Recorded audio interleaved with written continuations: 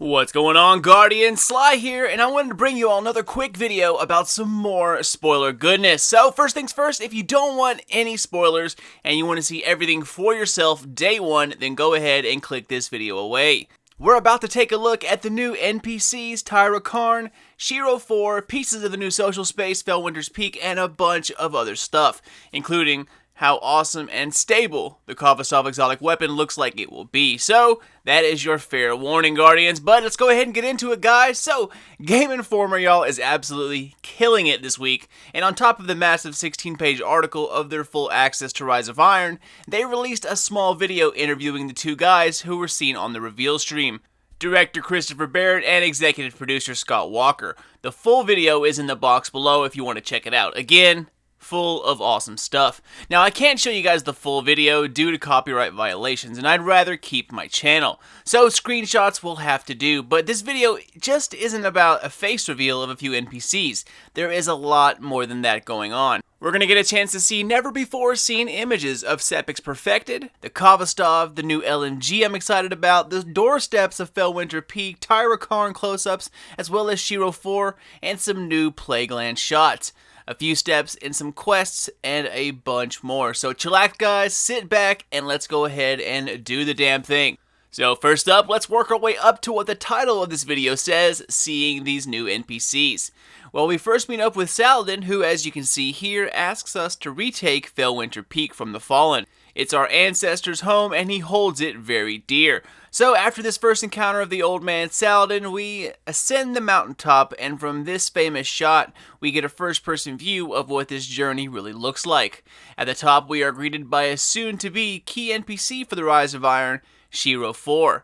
And here he is for the first time. Now, to me, it looks like he's, dare I say, a younger Exo. I mean, I don't really know if Exos have such a thing as a young adult, but if they do, he totally fits the bill. Now, there isn't any audio of him speaking, so we can't hear or get a feel of his personality, but by looks alone, he seems like a younger Cade 6.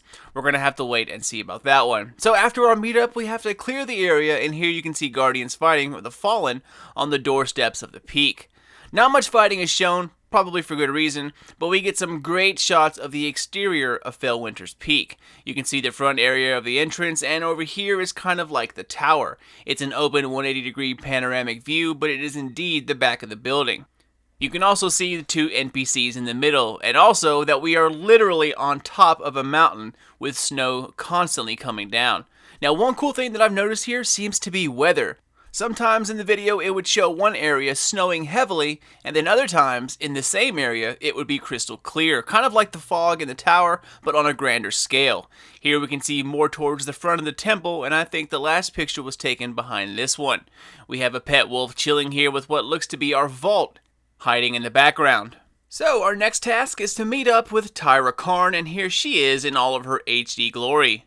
Pretty cool looking, right? You can also see her inventory of artifact medallions and the secondary perks on them as well. Pretty much the same thing we have on our current setup, so no big surprise there. But nonetheless, I think you can see the richer details in the characters than we used to have without the last-gen consoles restricting area or instance memory space. So we should see more detail in all the new areas compared to the tower or the old Cosmodrome, which still was built using the constraints of the last-gen system.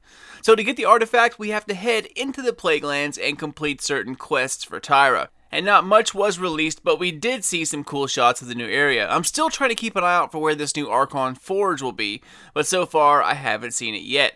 Guys, I'm really surprised that they are letting so much information out. I mean, honestly, I don't really like making these type of videos, but I promise to have my channel be as up-to-date as possible. And if I don't do it, everyone else will. So it's kind of a double-edged sword here. The face reveals, the quests, all that stuff would have been a way better thing to find out on our own. Either way, it is what it is, and it is a total guilty pleasure right now. So, anyway, moving along, we can see a wide-angle view of inside the Temple of the Iron Lords, where you have to activate these new artifacts by lighting the fire of the statue to instill the spirit and the power of the individual Iron Lord into its partner medallion, and you can see that right here. Now, apparently, all these fires, once lit, will stay ignited. You can keep track of all the ones that you've acquired without needing to look into your inventory this way.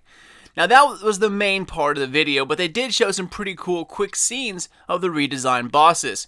Here is Phogoth, which is now known as the Abomination, and you can see these hive also have like an infected look to them. They have kind of like this lime green glow about them. And Phogoth, to me, it doesn't look like he's chained all that much, but you can only see the back here, and that's all you get to see. But the better picture is right here, and you guys definitely know who this is.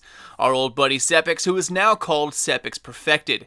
They got some pretty good footage of a quick fight scene, so it was pretty neat to see all of the new abilities. The final redesigned boss is the Walker tank that is now creatively called the Splicer Walker.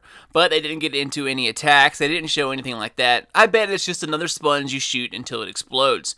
So no big deal there.